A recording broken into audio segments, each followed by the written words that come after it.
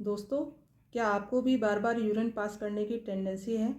बार बार आप urine pass करने जाते हैं, थोड़ा बहुत ड्रॉप्स यूरिन की पास होती हैं, उसके 10-15 मिनट बाद आप फिर जाते हैं, बहुत ज़्यादा प्रेशर लगाने के बाद थोड़ा बहुत यूरिन पास करते हैं। कंटिन्यूसली स्ट्रीम जो है वो यूरिन की वीक हो रही है और बहुत ज़्यादा प्रेशर लगाने पर ही यूरिन पास होता है। तो दोस्तों, ये सिम्टम्स बिनाइन प्रोस्टेटिक हाइपरप्लेशिया के हैं और अगर आपको ये सिम्टम्स देखने को मिल रहे हैं तो आपको तुरंत अपने डॉक्टर से कंसल्ट कर लेना चाहिए। नमस्कार दोस्तों, मैं डॉक्टर आरती पाठक और आज हम बात करेंगे बिनाइन प्रोस्टेटिक हाइपरट्रॉफी यानी बीपीएच के बारे में। तो दोस्तों, जैसा कि नाम बता रहा है, बिनाइन प्रोस्टेटिक हाइपरट्रॉफी एक बिनाइन कंडीशन है जिसमें प्रोस्टेट का एनलार्जमेंट हो रहा है, पर ये कैंसरस नहीं है। तो benign prostatic hypertrophy is a non cancerous enlargement of the prostate gland.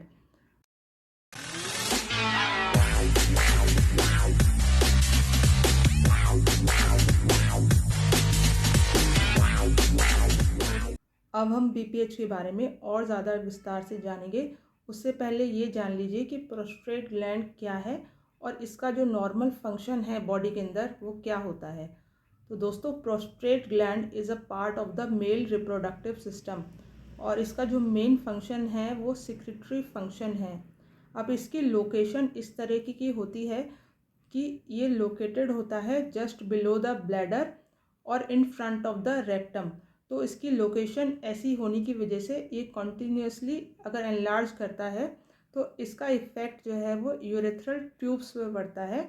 तो ये यूरेथ्रल ट्यूब्स को कॉन्स्ट्रिक्ट करता है, तो प्रेशर डालता है जिससे कि यूरिन जो स्ट्रीम है वो फीबल वीक हो जाती है, बहुत ज़्यादा वीक स्ट्रीम हो जाती है और यूरिन कम्प्लीटली एम्प्टी नहीं हो पाता ब्लैडर में से।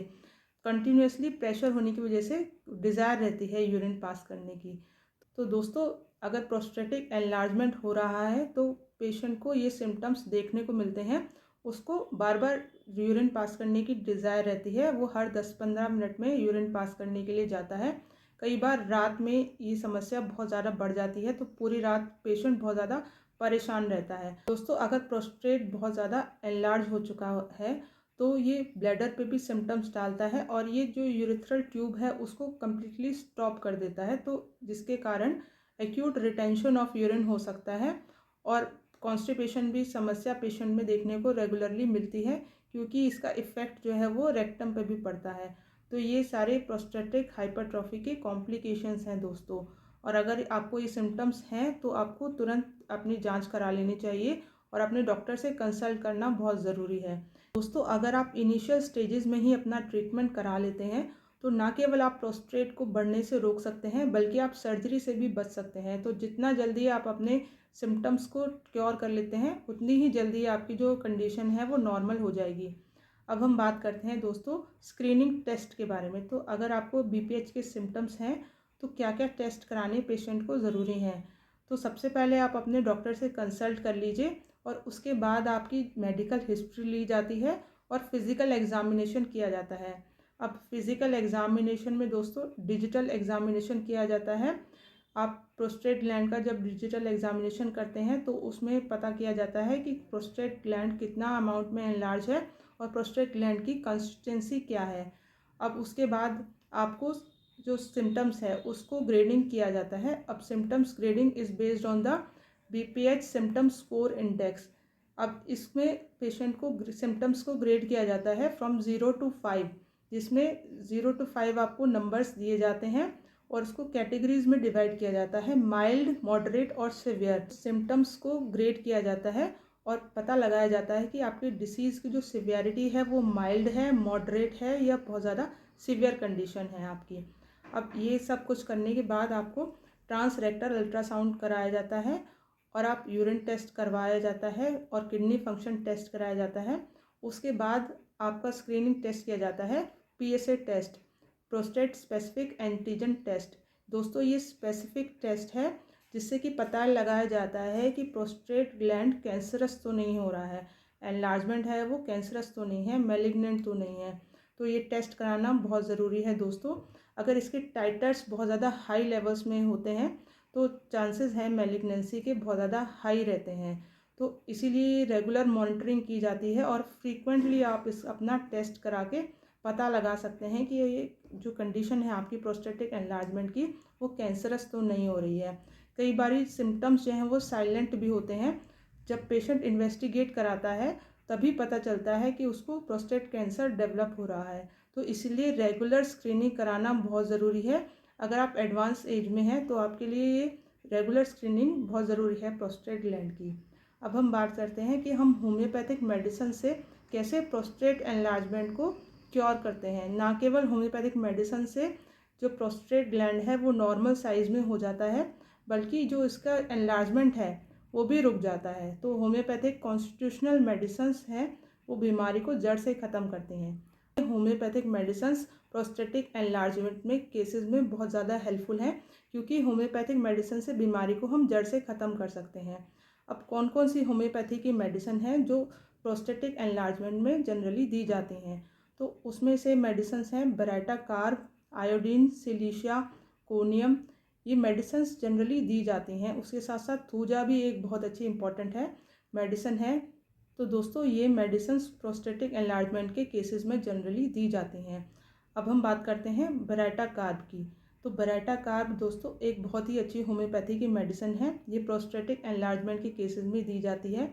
अब इसके जो सिम्टम्स हैं वो ये रहते हैं कि जनरली जो हिस्ट्री होती है इस पेशेंट की उसमें देखने को मिलता है कि इसको बहुत ही फ्रीक्वेंटली हिस्ट्री रहती है कफ एंड कोल्ड। बहुत ज़्यादा उसको सर्दी ज़ुकाम की हिस्ट्री रहती है और बहुत ज़्यादा चिली रहता है पेशेंट, उसको ठंड बहुत ज़्यादा जल्दी लगती है।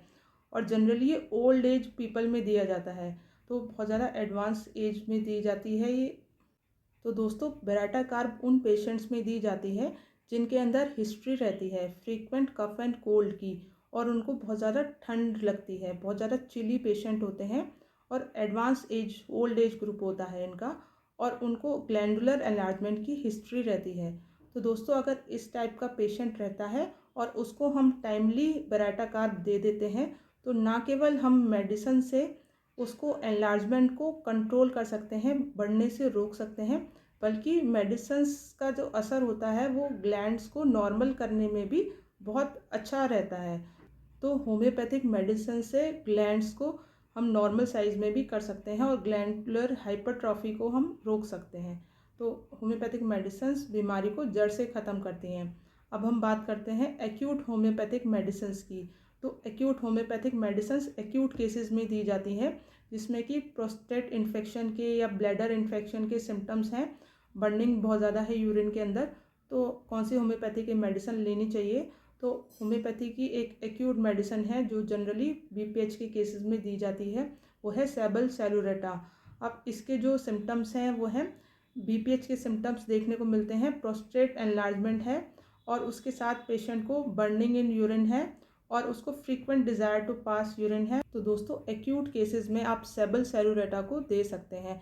तो सेबल सेलुरेटा एक होम्योपैथी की मेडिसिन है, वो जनरली प्रोस्टेट एनलार्जमेंट के केसेस में दी जाती है। इसके सिम्टम्स हैं continuous desire to pass urine और फ्रीक्वेंट यूरिनेशन और pressure is felt in the urine और यूरिन रिटेंशन रहता है इसमें और बर्निंग यूरिनेशन रहता है। तो ना केवल ये प्रोस्टेट इन्फेक्शन को ख़त्म करती है बल्कि इन्फेक्शन ब्लैडर में भी है तो उसको भी ये स्टॉप करती है। तो आप सेबल सेलुरेटा को यूज़ कर सकते हैं। आप इसको आपको कैसे लेना है, आप इसका मदर टिंचर ले लीजिए। इसकी 10-10 बूंदें आपको सुबह शाम लेनी है। रेगुलरली आप इसको यूज़ करिए जब तक कि आपके सिम्टम्स ठीक नहीं हो जाते हैं। तो सेबल सेलुरेटा प्रोस्टेट एनलार्जमेंट के केसेस में एक बहुत ही हेल्पफुल मेडिसिन है।